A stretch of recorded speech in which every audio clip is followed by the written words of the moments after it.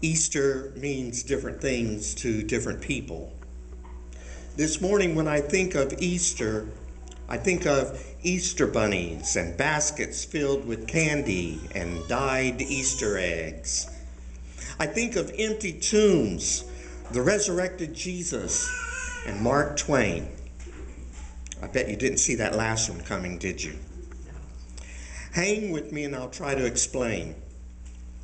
Mark Twain, the American author and humorist known for his books, The Adventures of Tom Sawyer and its sequel, Adventures of Huckleberry Finn, also started a novel called The Mysterious Stranger, which he never finished. 6 years after his death, a version was published which seems to have clumsily pieced together bits of the different versions he had written. And that unfinished novel, with the later attempts by editors at providing suitable endings, is what reminds me of Easter, or more specifically this morning's resurrection story in the Gospel of Mark. Still don't see the connection? Well, you see, Mark's account of the resurrection, which we just heard, was so unsatisfactory to early Christians that they decided he must have just not gotten around to finishing the story. So they took matters into their own hands. It's hard to blame them. It's hard to blame the monks or scribes or whoever it was who felt compelled to write an ending to the Gospel of Mark other than the one which we were given. Mark's original ending, the one we heard this morning, seems so abrupt. There are no angels or earthquakes in this resurrection account. No one mistakes Jesus for a gardener, as Mary Magdalene does in John's Gospel. And maybe most disturbing of all, Mark's readers don't even get a glimpse of the resurrected Jesus. There is no scene of the resurrected Christ interacting with the disciples. No impromptu meals on the beach, which lead to confessions of love. No conversations along a road that conclude with a dinner of broken bread and enlightened minds. No invitations to touch his wounds in order to move from doubt to faith. Compared to the other Gospels, Mark's account of the resurrection seems bare bones. But then that's the way the whole Gospel of Mark reads.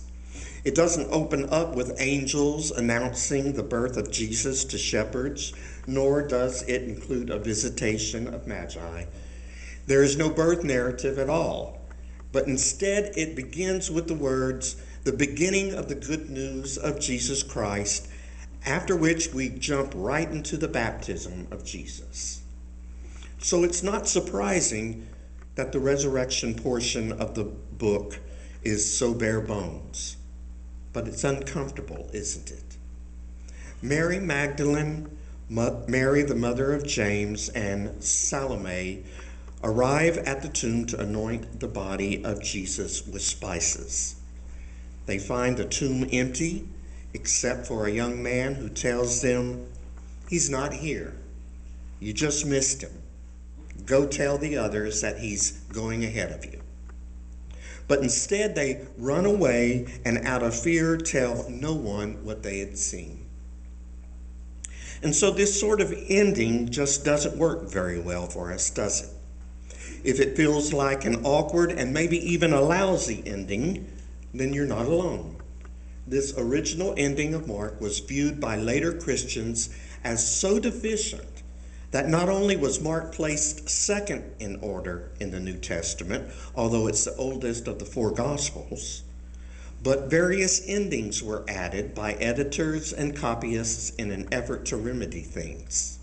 Go ahead, check your own Bible, and you'll probably find what is called the shorter ending and something called the longer ending added on in an attempt to provide a suitable ending to what seems like an unfinished story. But what if Mark wasn't having a writer's block? What if he actually knew what he was doing and ended his gospel the way he did on purpose? What if he left the story hanging on this moment of failure and disappointment for a reason? What if he knew that no story about death and resurrection could possibly have a neat and tidy ending? And what if he believed that this story isn't over yet and he writes an open ending to his gospel in order to invite us to jump in and take up our part in continuing it? Mark's gospel does more than just give us a story of the risen Christ. It calls us and compels us to move forward. It draws us from the tombs of our souls, as Sarah Moores Campbell describes it. She writes this: "In the tomb of the soul, we carry secret yearnings, pains, frustrations, loneliness, fears, regrets, worries. In the tomb of the soul, we take refuge from the world and its heaviness. In the tomb of the soul, we wrap ourselves in the security of darkness. Sometimes this is a comfort. Sometimes it is an escape. Sometimes it prepares us for experience. Sometimes it insulates us from life.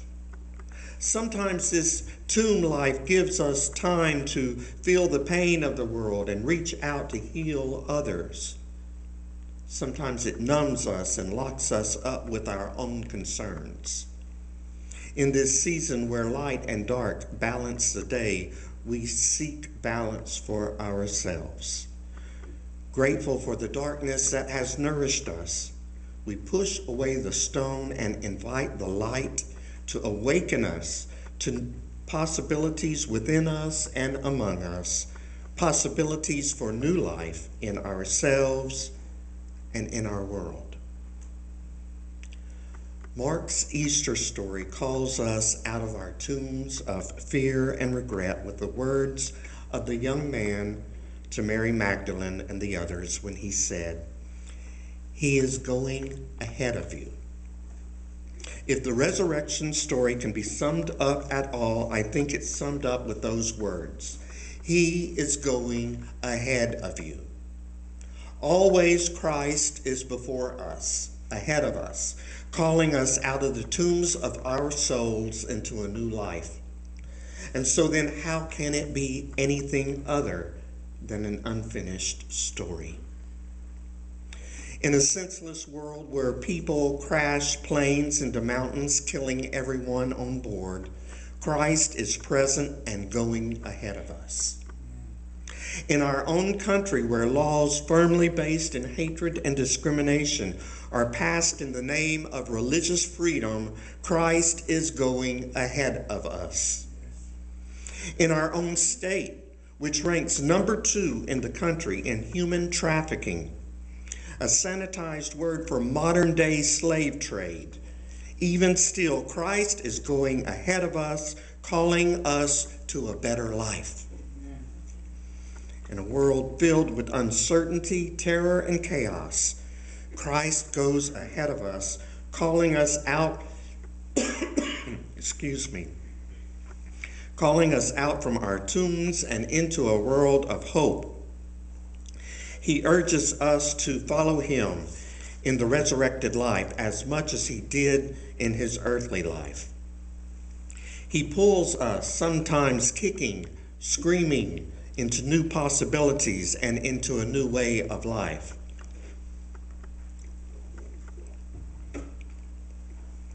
If we live in the belief and hope of the resurrected Christ, then we are Easter people, resurrection people.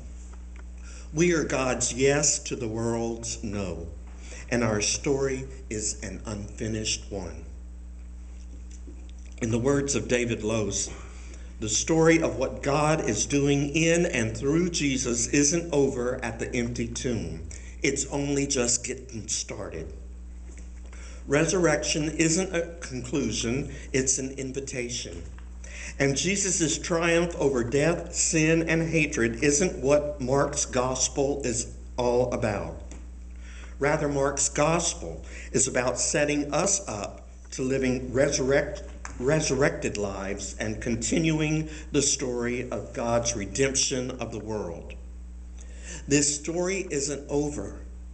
It's only the beginning, and we have a part to play. And if you wonder why there is still so much distress and pain in the world, it's because God's not done yet. It's only the beginning. And Mark is inviting us to get out of our seats and into the game, sharing the good news of Jesus' complete identification with those who are suffering, and sharing his triumph over injustice and death with everyone we meet. It's only the beginning, and the story simply isn't finished yet. I believe Mark's account of the resurrection is a brilliant one. It doesn't try to tie everything up into a neat and tidy package, but instead allows us to enter the story and invites us to follow the resurrected Christ. The story seems open-ended because our own story is open-ended. God's story isn't finished because God's not finished with us yet. There is still much more ahead of us. More healing to take place, more transformations to occur, more love to give. The story isn't over and never will be.